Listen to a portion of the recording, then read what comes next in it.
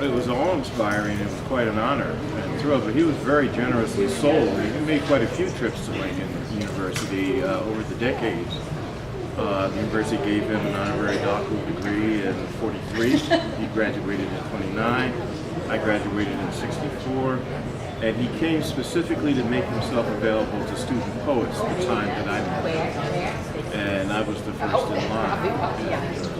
What surprised me a bit was that he wasn't the warmly smiling man that you see on the book covers and the publicity photos. He was almost businesslike and but polite. Got right to it and looked at my two one-page manuscripts, made suggestions about the less corny of the two toward improving them, direct and specific suggestions.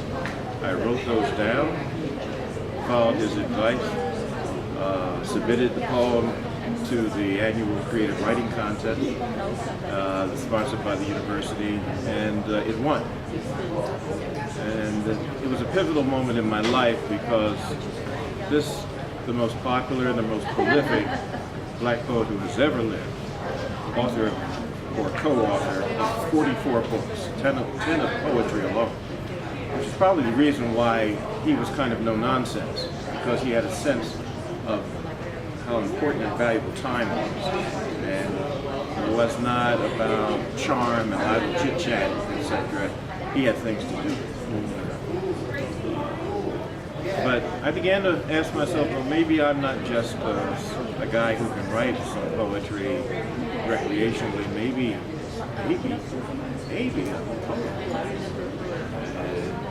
That amendment to my identity began to burgeon and just increased in size and scope as I began to take poetry and writing more seriously.